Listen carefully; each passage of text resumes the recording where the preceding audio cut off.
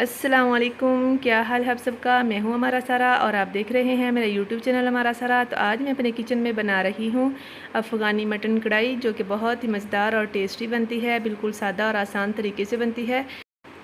झटपट में बनने वाली ये कढ़ाई है, बहुत ही आसान तरीके से बनती है। आप इसे रोटी, खमीरी रोटी, नान के साथ सर्व कर सकते हैं। तो चलिए स्टार्ट करते हैं हम अपनी रेसिपी।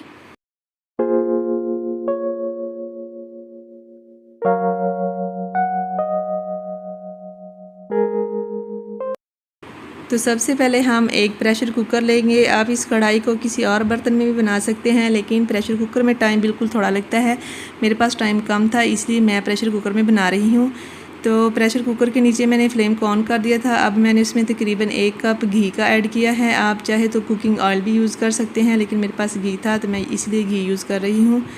घी को अच्छे से गर्म करने के बाद हम इसमें अपना मटन ऐड कर देंगे। मटन मेरे पास तकरीबन 1.5 किलो था, जो मैंने अच्छे से वॉश कर लिया है। बहुत ही मज़ेदार और आसान तरीके से ये कढ़ाई बन जाती है। सारा गोश्त ऐड करने के बाद हम इसको तकरीबन 2 से 3 मिनट तक अच्छे से फ्राई करेंगे, ताकि इसका कलर चेंज हो जाए और स्मेल वगैरह ख़त्म हो जाए। अच्छे से मिक्स करेंगे। गोश्त हमारा 2 से 3 मिनट अच्छे से फ्राई हो गया है। अब हम इसमें तकरीबन 2 टेबल स्पून अदरक लहसुन का पेस्ट और 1 टेबल स्पून हरी मिर्च का पेस्ट ऐड करेंगे, जिससे ये बहुत ही मज़ेदार और टेस्टी बन जाता है। हम इसमें लाल मिर्च का इस्तेमाल नहीं करेंगे। हरी मिर्च और अदरक लहसुन का पेस्ट ऐड करने के बाद हम इसमें तकरीबन ½ टी स्पून नमक ऐड कर देंगे। आप अपने जायके के हिसाब से कम या ज़्यादा कर सकते हैं। अच्छे से मिक्स करके 3 से 4 मिनट तक हम इसकी भुनाई करेंगे। अगर आपको ये मेरी रेसिपी अच्छी लगे तो वीडियो को लाइक करें, शेयर करें और मेरे चैनल को सब्सक्राइब करें। बेल का बटन भी लाजमी प्रेस करें। गोश्त हमारा अच्छे से फ्राई हो गया है, इसमें जो पानी छोड़ा था वो भी सारा खुश्क हो गया है। अब हम इसमें तकरीबन 1 गिलास पानी डाल के प्रेशर को बंद कर देंगे, ताकि गोश्त हमारा अच्छे से गल जाए। हमें इसमें 90% गोश्त को गलाना है। आप अपने हिसाब से पानी डालिएगा, क्योंकि हर पानी का अपना अपना हिसाब होता है। किसी पानी से गोश्त जल्दी गल जाता है, किसी से नहीं जल्दी गलता, इसलिए आप अपने हिसाब से पानी ऐड करिएगा।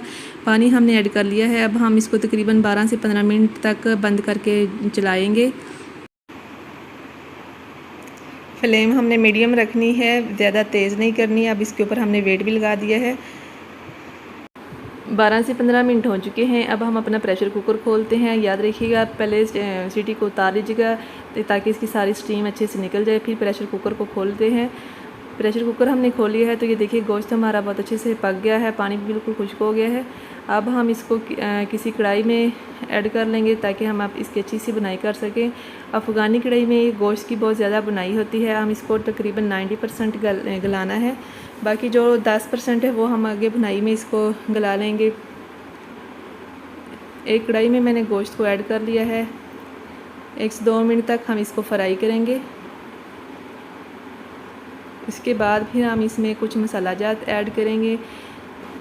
मसाले मेरे कुछ यूँ हैं। 1 टेबल स्पून मैंने हल्दी ली है, 1 टेबल स्पून मैंने ज़ीरा मसाला लिया है, 1 टेबल स्पून मैंने खुश्क धनिया लिया है, और 1 टेबल स्पून मैंने ब्लैक पेपर ली है, और 1 टेबल स्पून मैंने गरम मसाला लिया है, और ½ टी स्पून मैंने नमक लिया है। क्योंकि नमक पहले में भी मैंने कुछ ऐड किया था, इसलिए मैं कम यूज़ कर रही हूँ। आप अपने जायके के हिसाब से यहाँ पर चख के कम या ज़्यादा कर सकते हैं। अब हम इसमें तकरीबन 1 मीडियम साइज़ की प्याज जो मैंने फ्राई करके पहले रख ली थी वो ऐड करेंगे। अच्छे से मिक्स करके 2 से 3 मिनट तक इसकी भुनाई करेंगे, ताकि मसाले और प्याज वगैरह हमारे अच्छे से फ्राई हो जाए। अब हम इसमें तकरीबन 1 कप दही की ऐड करेंगे। 2 से 3 मिनट तक अच्छे से हम दही को भी फ्राई करेंगे। अच्छे से फ्राई करने के बाद हम इसमें तकरीबन 1 कप टमाटो प्यूरी ऐड करेंगे, जो मैंने पहले बना के रख ली थी। अच्छे से मिक्स करके हम इसको तकरीबन 3 से 4 मिनट के लिए दम पे रख देंगे।